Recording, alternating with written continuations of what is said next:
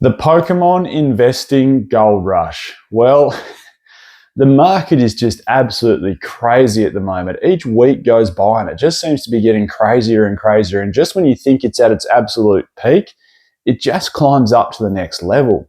If you're not on board with it so far as a bit of a fun investment, then I urge anyone just to give it a crack.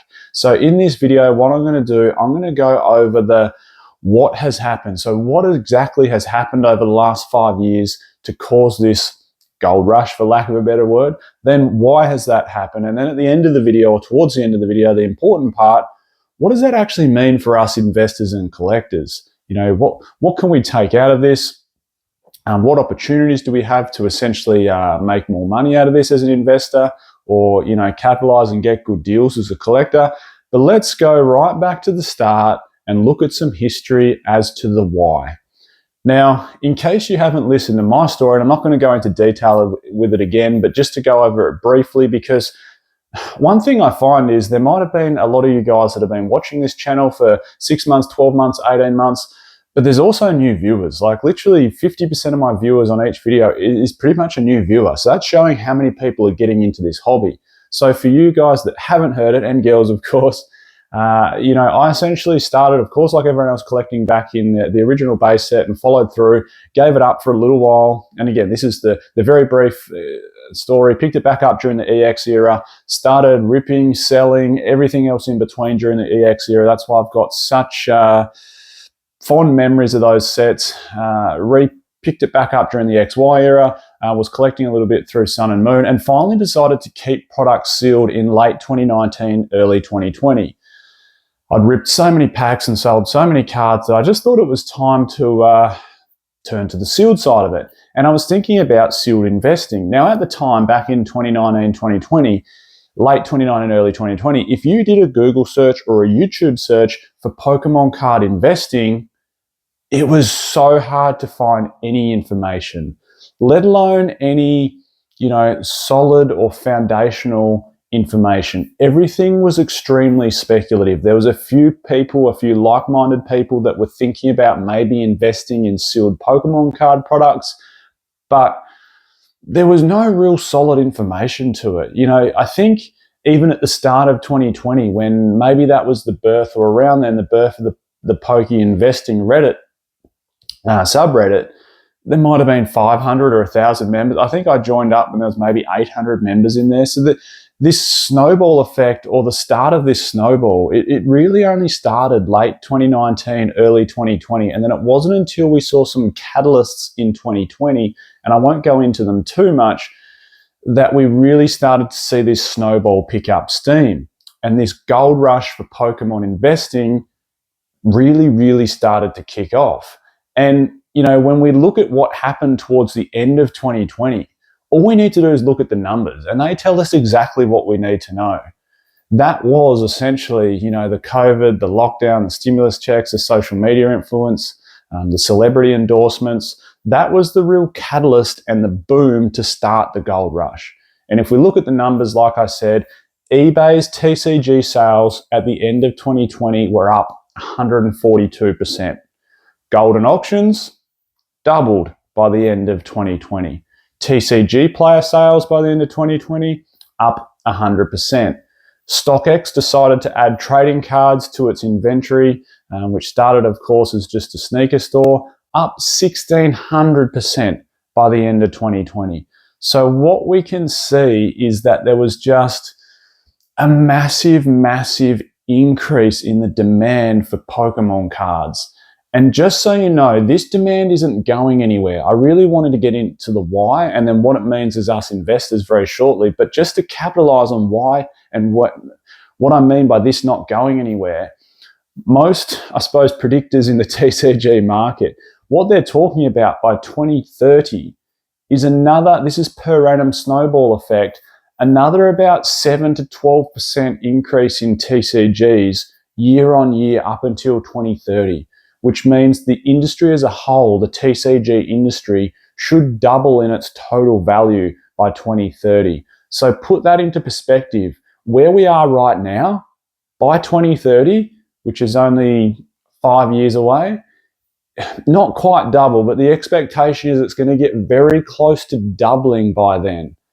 So, 7 to 12% year on year for the next 5 years, gets you close to that 100% increase in total TCG revenue. Now, that's not just Pokemon. That's, Magic the Gathering and Yu-Gi-Oh! and One Piece and other TCGs. But, Pokemon is the main one there. And to think that, we're just scratching the surface, and even Pokemon as a TCG could double by 2030 is just absolutely bonkers. It's crazy, isn't it? Now, let's get into the why. Why is this happening and where is it going? Before we do, though, let's give a shout out to today's video sponsor, and that, of course, is Poke Notify. Hey, this is a great Discord. At the moment, one of the things that the Pokemon company is really struggling to do, essentially, is keep up with demand. It's very, very hard to find supply. It's very, very hard to find stock. And as a buyer, investor, and collector, it's extremely, extremely hard to find good deals. So whether you're based in the UK, Europe, Canada, America, Australia, this is a great Reddit that you can join up.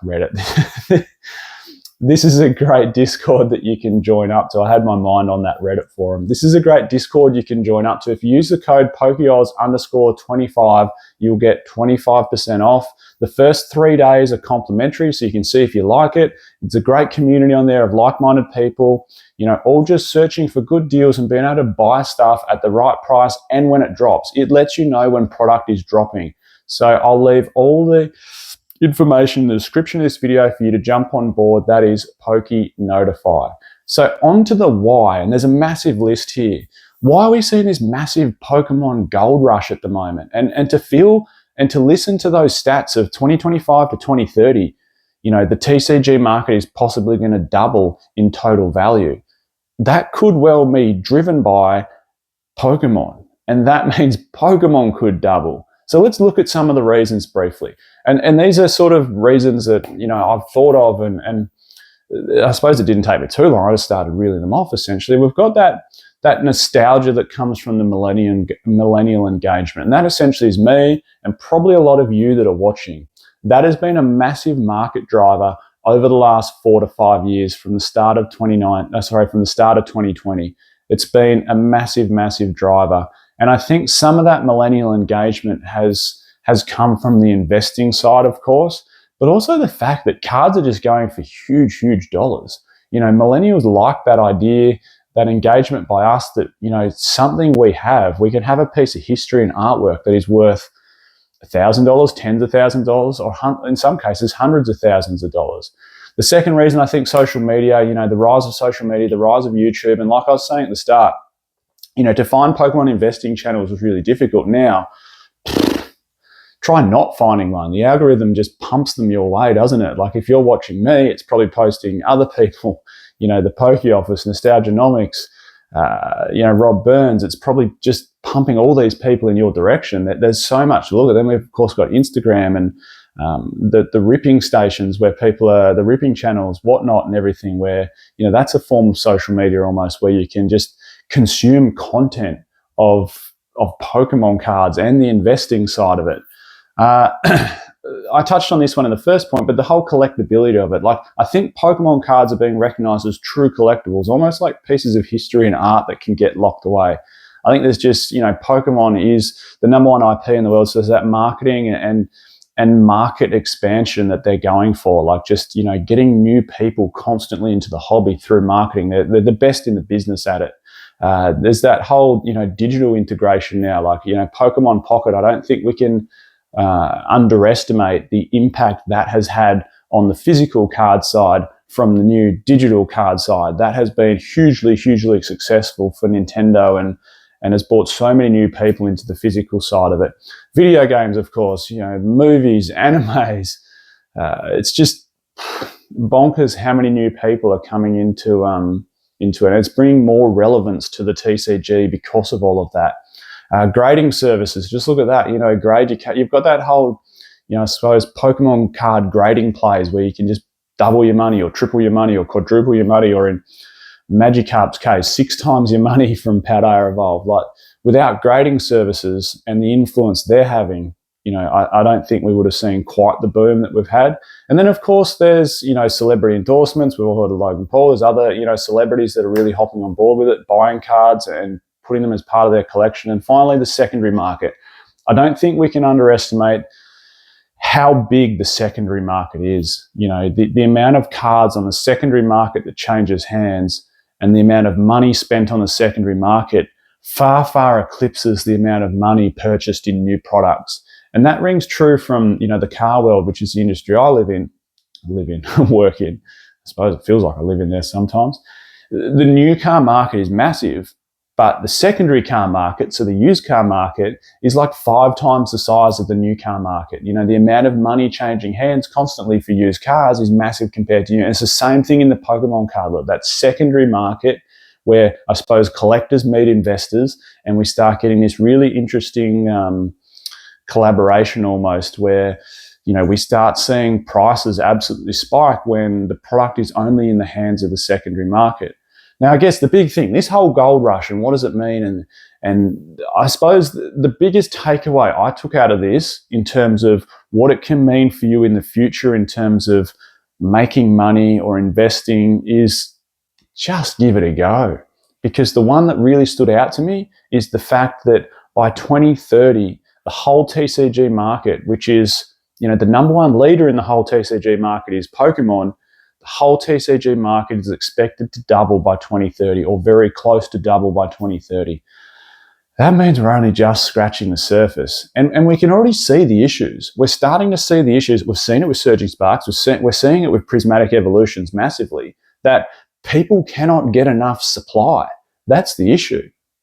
And you might think to yourself, well, how's that an issue? The printers are turned up to 100. There was more Pokemon cards printed in 2023 than there was in 2022, which was a record compared to 2021, which was a record compared to 2020. And I'm sure 2024 far eclipsed 2023.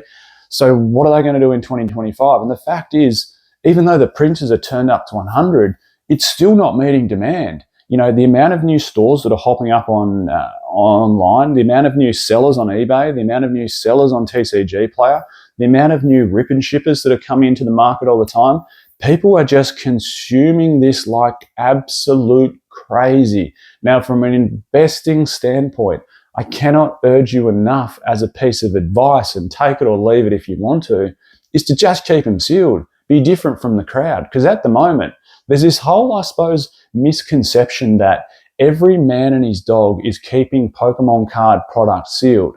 And that might be because you're hanging around the wrong places and reading the wrong information. And look, there is no question that more people are keeping it sealed now than they did back in 2019 or probably even 2020, and especially 2010 and especially 2004. But the fact of the matter is, not as many cases and products and booster boxes and elite trainer boxes are getting kept sealed as what you think proportionally, especially in comparison to the market consumption of them. It's absolutely crazy how many people want to open Pokemon cards at the moment and chase their favorite hits. Surging Sparks, bang. Like the moment it gets on the shelf, it's gone. The moment it comes up online for sale, it's gone. Prismatic Evolutions, we all know what's happening there. Like I'm in Australia, I've pre-ordered, lots of Prismatic Evolutions off different sites. One of them was EB Games, and we all got that email in Australia to say if you didn't order before November 9th, which is quite some time ago now, it's nearly 2 months ago, then you won't be getting any of your stock until the second wave, which is like April or May 2025, so this year. So you're going to have to wait for your Prismatic Evolution stock. And this is arguably the number one chain in Australia when it comes to Pokemon card product. There wouldn't be too many places that have more access to the distribution of these products than EB Games inside Australia. So my point is, the consumption of these cards, the demand is still outweighing supply. And, we can thank, I had a peruse around whatnot not long ago, probably, 2 or 3 months ago, and I hadn't really gone into that space. And but the amount of, people on there just ripping packs, it's just like, whoa. And the amount of YouTube channels that are like, today we're going to open Evolving Skies. Today we're going to open Evolving Skies. Today we're going to open Evolving Skies. Today we're doing Fusion Strike because it's starting to pump. Today we're doing Lost Origin because it's next to take off. Today we're doing Brilliant Stars because we want to try and go for that old art Charizard. And it's just like, whoa, there is so much less of this being kept sealed than what you possibly think. The other side of it, when it comes to so much less of it being kept sealed than what you possibly think, is so many people enter this hobby with great intentions and then exit it as quickly as possible. And I want to do a video on this, but the whole idea that you've got to have capital to invest in Pokemon cards. There might be silly people that take out loans or personal loans, business loans, in the hope that, the 10% interest or whatever they're having to pay gets outweighed by the 20 or 30% gains they make in 6 months off their Pokemon cards. But what I'm getting at is a lot of times people that enter the hobby, they exit it just as quick. They might be around for 3 months, they might be around for 6 months, they might be around for 12 months, but they're probably not staying the long course if they can't make money quickly. And we all know that sometimes you can't make money quickly. Look at Fusion Strike. If you'd bought that 3 years ago and held it for 12 months and thought, oh, this is doing nothing, it's not even that good a set, the pull rates are horrible, there was the drama surrounding it, it was overshadowed by Celebrations and Evolving Skies and then Brilliant Stars, and I just think I might get out of it. And now look at it. Stay the course. The best piece of advice I can give you, and like I said, take it or leave it, is just get in from a sealed Pokemon card investor. Just get in and keep some products sealed. Hold off. The other thing is, finally, people get so tempted to rip them, especially if they've had a couple of beers, a couple of wines or something, and they just go, you know what, I want to open some Pokemon cards. It's harder than you think to keep them sealed. So with all that in mind, I just wanted to drum home the point finally, after all this Pokemon Goldrush and all the hype, if you can be different to everyone else, I know you feel like you might be doing the same as everyone else, keeping them sealed, but actually you're doing something different, because I still would say 90% of all Pokemon cards new that get bought out in the market are getting ripped. Ripped like crazy. Everyone's chasing the cards still.